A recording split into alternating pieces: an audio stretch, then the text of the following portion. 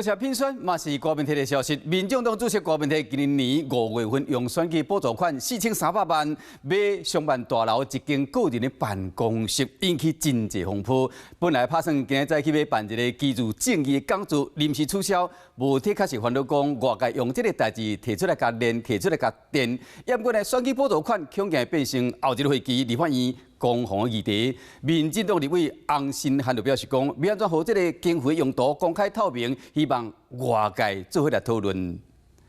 郭文泰看下帮选的证据，民众党本正今日透早要举办讲座来讲居住证据。今日讲发布声明，讲因为特殊考量临时发动起来，敢是烦恼防不分化，一方面甲无力。毕竟拍开留言，嘛是有真侪网友讲话拢双救救，看好家人厝就是居住证据。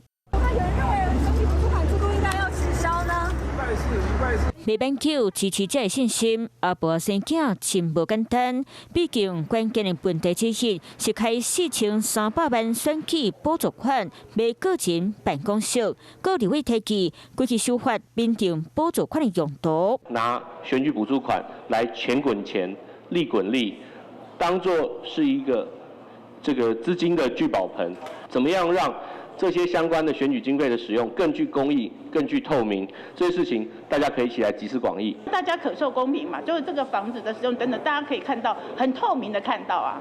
好，那我倒觉得有些转到别的地方去使用，可能有时候看不到了。事实上，民进党，如果你要批判这件事情，你也要把自己的历史回顾一下。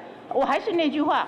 不要双重标准。民众党立委陈昭祖讲，安尼无公平，毕竟根据现主席的选拔法，无明确规范补助款的用途，各党拢是照家己的规定。未来想要将这规范公开透明，安尼政党会阁继续小读。柯 P 当时打死也不愿意跟侯友宜合作啊，侯友宜那个时候犯了错误，就没有答应柯 P 说没关系，我们合作，到时候那个选举补助费都给你好了这样。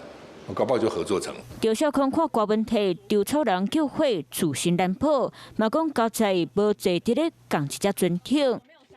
Hello， 我是蒋欣梅，想要抢先掌握最及时的新闻资讯吗？赶快订阅、按赞、开启小铃铛，锁定华视新闻 YouTube 频道。